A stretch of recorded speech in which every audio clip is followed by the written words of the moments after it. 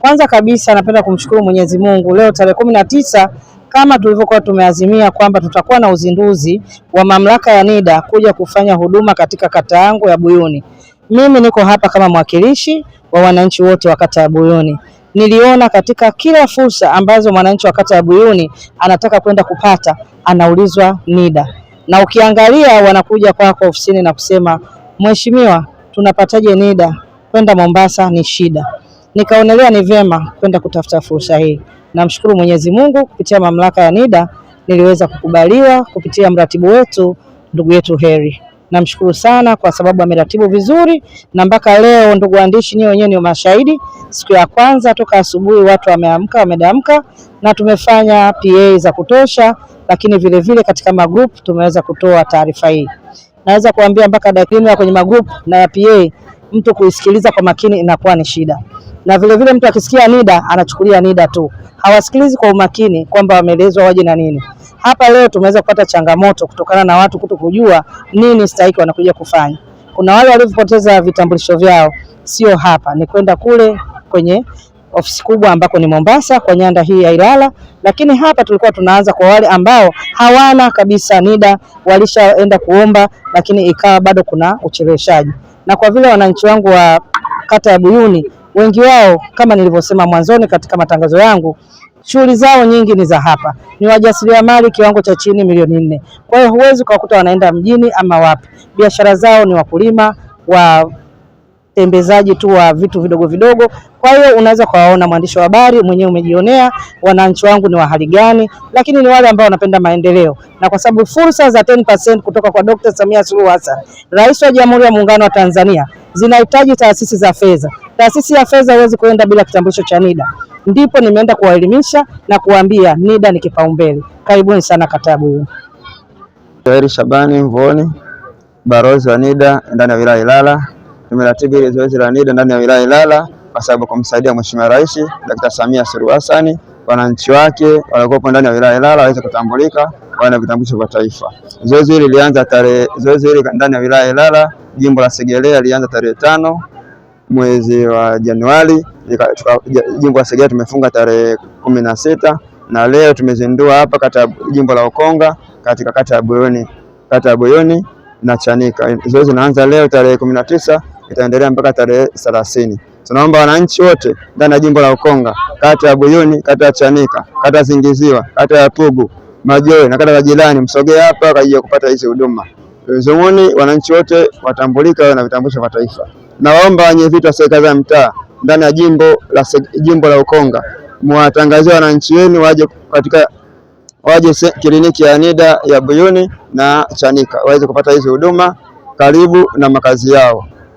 Mwananchi anatakiwa aje na viambatanisho vifuatavyo: cheti cha kuzaliwa, NIDA ya baba, NIDA ya mama au vyeti vya shule kimoja hapo ili atambulike. Kwa majina naitwa Aloisi Kamando, ni mkazi wa kata hii ya Buyuni. Binafsi nafurahi sana kuona zoezi la uandikishaji wa vitambulisho vya taifa kwenye kata ya Buyuni likiwa limefanyika kwa ufanisi mkubwa sana. Kwa upande wangu naipongeza serikali ya Jamhuri ya Tanzania ambayo inaongozwa na Mama Daktari Samia Suluhu Hassan na wizara yake ya mambo ya ndani ambayo iko chini ya Mheshimiwa Patrobas Katambi kwa kazi kubwa ambayo wanaifanya kuhakikisha kwamba kila mtu anatambulika kwa taifa lake. Kila mtu leo anajua umuhimu wa kuwa na kitambulisho cha NIDA.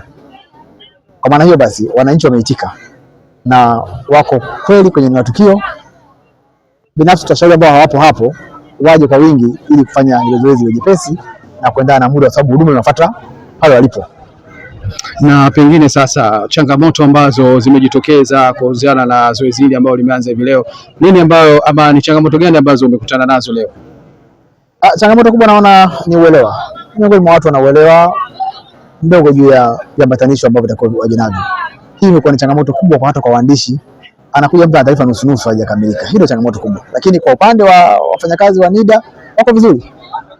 Nini wito wako tukimalizia? Wito wangu kabla ya kuja hapa mwananchi ajitahidi angalau afahamu nini atakawe nacho ili kurahisisha zoezi la jepesi, ili kuepuka kupoteza muda mwingi kukaa kwenye foleni kwa sababu ya kutokufahamu viambatanisho. Moja ni malalamiko ambayo yalijitokeza kuhusiana na waratibu kutoka mamlaka ya NIDA pamoja na watu wa uhamiaji. Changamoto hiyo ya uhamiaji kwako wewe hujakutana nayo? Kwa kweli ni sio mnafiki, changamoto tunakutana nayo. Serikali imejipanga vizuri, mambo yanaenda vizuri. Changamoto ipo kwa wananchi ambao wanatakiwa wajue nini cha kuja nacho ili mambo yaende sawa. Naitwa Sabta Abeid Tamba. Kwa huduma hii sikuwa na NIDA, kwa hiyo nashukuru sana kwa kutuletea karibu na huduma hii. Kwa hiyo tunashukuru sana. Labda kama kuna changamoto zozote ambazo mmezipata tuambie. Changamoto ni yani tuseme kwa viashiria ambavyo vinatakiwa tuambatanishe. Kwa hiyo inakuwa ni changamoto kwa sababu wengine uelewa unakuwa hamna vitu gani, wengine changamoto cha cheti, wengine baba wazazi hawapo au hawana NIDA. Kwa hiyo ni changamoto za kawaida tu kama hizo. Wito gani kwa wananchi wengine?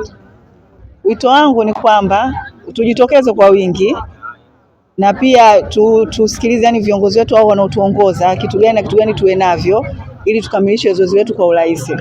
Rudia majina yako. Naitwa Sabta Abeid Tamba.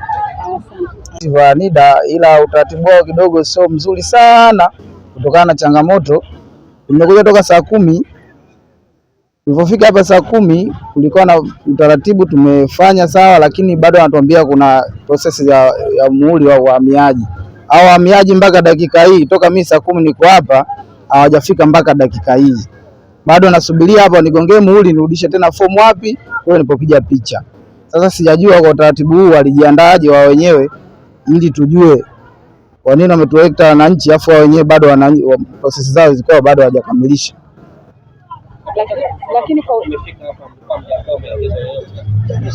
tumepewa tu maelekezo kwamba tuje hapa, tuje na vyeti vya kuzaliwa, tuje hapa kata, ndio process hizo zipo. Kwa hiyo kila kitu picha tushapiga, lakini hapa bado zoezi la uhamiaji.